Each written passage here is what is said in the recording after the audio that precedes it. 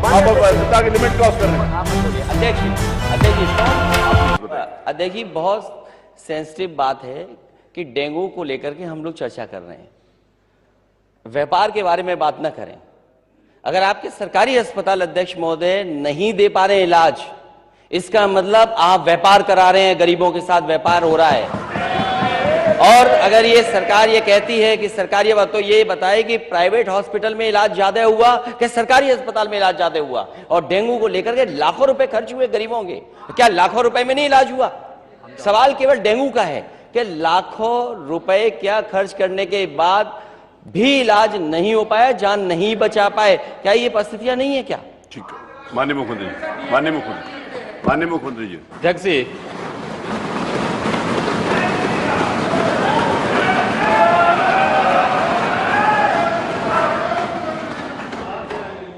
जैसा प्रश्न होगा वैसे उत्तर भी आ रहा है।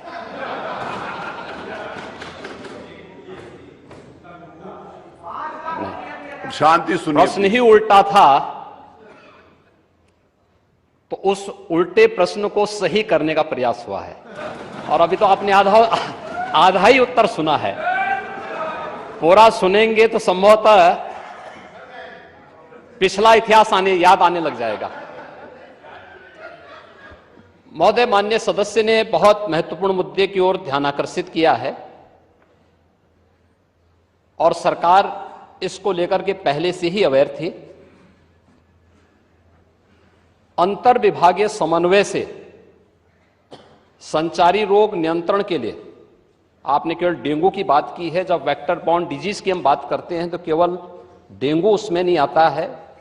वर्मा जी, आप तो चिकित्सा शिक्षा के मंत्री रहे हैं ना, तो केवल डेंगू नहीं आता उसमें, मलेरिया भी है, चिकुनगुनिया भी है, कालाजार भी है।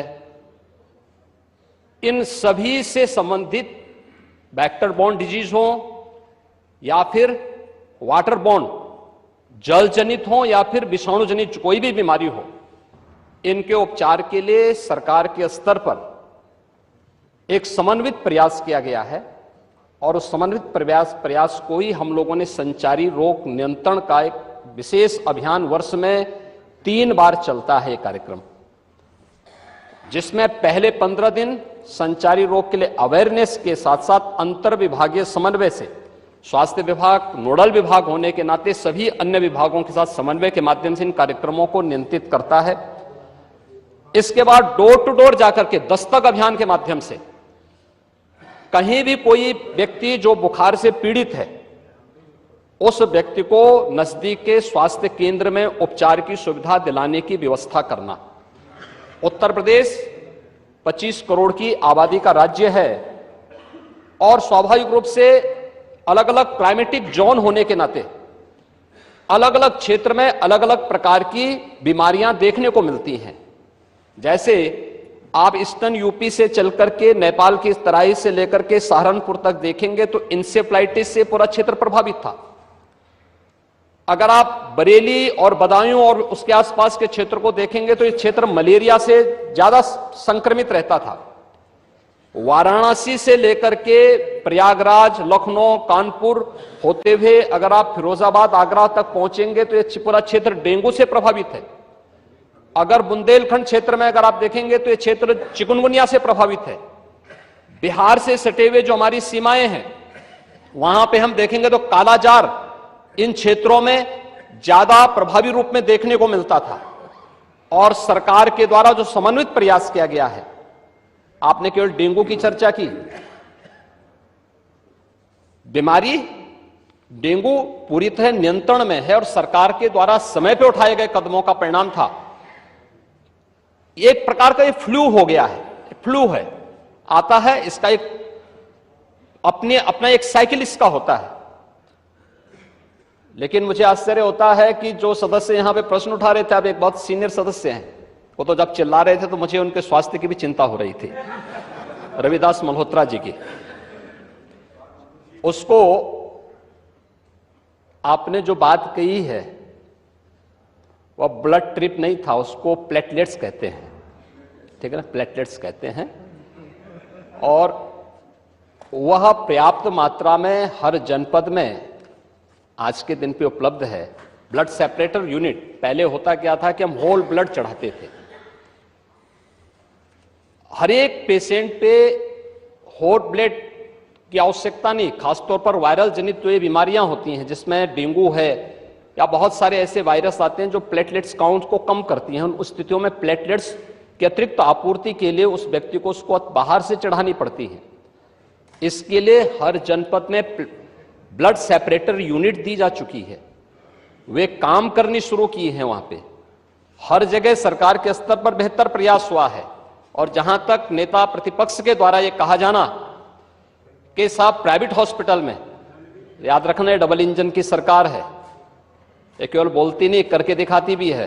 प्रदेश के अंदर 10 करोड़ लोगों को आयुष्मान भारत और मुख्यमंत्री जन आरोग्य योजना के अंतर्गत 5 लाख रुपए सालाना स्वास्थ्य बीमा का कवर भी ये सरकार उपलब्ध करा रही है।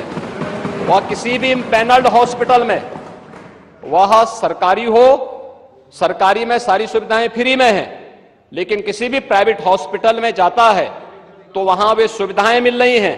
और ये पूरा सदन गवाह है कि हर माननीय सदस्य को इस सदन के द्वारा अपनी निधि से ही 25 लाख रुपए सालाना देने का अधिकार दिया गया है। और यही नहीं, मुख्यमंत्री राहत कोष से हम चेहरा देख करके पैसा नहीं देते हैं। कोई भी व्यक्ति जो भी आवेदन करता है, कोई भी पीड़ित हो, उसकी जाति, उसका मत, उसका मजहब नहीं देखा जाता है, बल्कि वह पीड़ित राज्य का नागरिक है। उसको प्रदेश में, देश में या दुनिया में जहां कहीं अच्छी स्वास्थ्य की सुविधा मिलती है, और सुविधा के लिए मुख्यमंत्री राहत कोष से भी हम पैसा देने में कोई कोताही, तमाम मान्य सदस्य विपक्ष में बैठे हुए हैं, वो हर व्यक्ति इस बात को कह सकता है। उनके प्रस्ताव आते हैं बिना किसी भेदभाव के, हमने उसके लिए भी धनराशि उपलब्ध कराई है। आयुष्मान भारत और मुख्यमंत्री जन आरोग्य योजना भी है, आभारी हैं आदरणीय प्रधानमंत्री जी के, जिन्होंने आयुष्मान भारत जैसी योजना दी, जिसमें हर गरीब से गरीब व्यक्ति भी आज अपना उपचार किसी भी अच्छे कॉर्पोरेट हॉस्पिटल में भी करा सकता है, और देश में भी करा सकता है, दुनिया में भी कहीं करा सकता है। हर वर्ष की सुविधा उसको मिली है। मुख्यमंत्री जन आरोग्य योजना की सुविधा भी उसे दी गई है। इसके अलावा माननीय विधायकों को भी 25 लाख रुपए तक खर्च करने का अधिकार दिया गया है, और इसके साथ ही मुख्यमंत्री राहत कोष भी उसके लिए उपलब्ध है। इसलिए समस्या केवल इस बात की नहीं कि हम समस्या के समाधान की ओर जाएं, समस्या केवल हर मुद्दे का राजनीतिकरण करके समाज में अव्यवस्था पैदा करना, लोगों में असंतोष पैदा करने का जो कुत्सित प्रयास किया जाता है, वो तो कोरोना कालखंड में भी लोगों ने देख लिया था, जब आप लोग बहका रहे थे लोगों को कि वैक्सीन मत लगाना, ये मोदी वैक्सीन है, और लोगों को गुमराह कर रहे थे। परिणाम क्या है? मोदी जी के शासनकाल में, उनके मार्गदर्शन में हमारे वैज्ञानिकों के द्वारा बनाई गई दोनों वैक्सीन दुनिया की सबसे प्रभावी वैक्सीन है। दुनिया के अंदर तमाम देशों में कोरोना महामारी के मामले बढ़ते हुए दिखाई दे रहे हैं। भारत में कोरोना कंट्रोल है और उत्तर प्रदेश में भी पूरी तरह नियंत्रण में है, कहीं कोई समस्या नहीं है। सरकार आपके द्वारा उठाए गए मुद्दों पर पूरी तरह सतर्क है, और अब तो इसके मामले वैसे भी समाप्ति की ओर है। बरसात के समय जल जमाव वाले क्षेत्रों में, अन्य क्षेत्रों में इस प्रकार की बातें देखने को मिलती हैं। और ये केवल डेंगू के मामले नहीं होते, इंसेफ्लाइटिस के भी मामले होते हैं, मलेरिया भी होता है, कालाजार भी होता है, चिकनगुनिया भी होता है। तो आपकी जानकारी के लिए, हो सकता है कि काफी दिन हो गए मंत्री पद से हटे हुए, तो आप भूल गए होंगे, तो आपके संज्ञान में लाने के लिए हमने दिया था। इधर रहते तो हो सकता है कि कुछ लॉलीपॉप मिल भी जाता, लेकिन वहां रहकर के अब वो कभी नहीं मिलना।